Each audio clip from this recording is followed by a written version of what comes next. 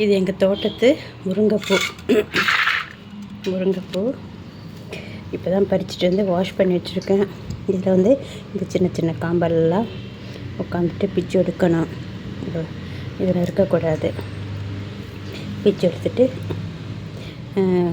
வெயிலில் கொஞ்சம் காய வச்சுட்டு, நல்லா காய வைக்க முடியாது. ஏன்னா நல்லா காய வச்சாக்க பூ கொஞ்சம் தடியாக இருக்கிறதுனால சீக்கிரம் காயாது, கெட்டு போயிடும். அதனால கொஞ்சம் வெயிலில் தான் காய வைக்கணும். அந்த வெயில் இப்போ நிறைய இருக்குது. வெயிலில் காய வச்சுட்டு, எதுக்குன்னா இது வந்து இட்லி மிளகா பொடி அரைக்கலாம். இட்லி மிளகா பொடி அரைச்சா ரொம்ப டேஸ்ட்டாக இருக்குன்னு சொல்ல முடியாது, லேசாக கசப்பு தட்டும். அதுக்கு கொஞ்சமாக பூ போட்டு காஞ்ச பூவை அதை வறுத்துட்டான். அதுக்கப்புறம் நிறைய பருப்பெல்லாம் போட்டுட்டு பண்ணால் நல்லாயிருக்கும்.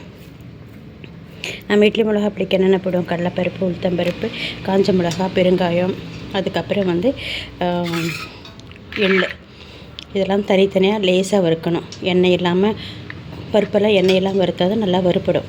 அதுக்கப்புறம் வறுத்துட்டு அந்த வானலியை ஆஃப் பண்ணிவிட்டு அதுக்கப்புறம் இந்த இதை பூவை போட்டுடணும்.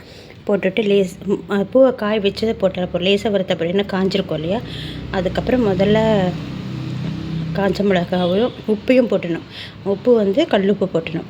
காஞ்ச மிளகாவையும் கல்லுப்பையும் தனியாக வறுத்து வச்சுக்கிறோம். காஞ்ச மிளகாவையும் கல்லுப்பு இது முதல்ல போட்டு நைஸாக அரைச்சிக்கணும். இல்லாட்டி காஞ்ச மிளகா வந்து அப்படியே விதை விதையாக வாயில் வரும். அது வந்து நல்லதில்லை.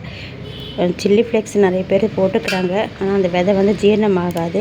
எங்கள் பாட்டி சொல்லியிருக்காங்க, அது வந்து கிட்னிக்கு நல்லதில்லை, அதனால் அது போடக்கூடாது அந்த மாதிரி அப்படின்னு அவங்க சொல்லுவாங்க. அது எனக்கு எந்த வகையில் உண்மை எனக்கு தெரியாதுங்க. அது யாராவது உண்மையானா சொல்லுங்கள், இல்லாட்டி திட்ட வேண்டாம். அது பொய்யின்ட்டு பாட்டி சொல்லுவாங்க, அதை நான் சொன்னேன், அவ்வளோதான். அது உண்மையாக பொய்யான்னு நான் ஆராய்ச்சி பண்ணலை, அதனால் எனக்கு தெரியாது.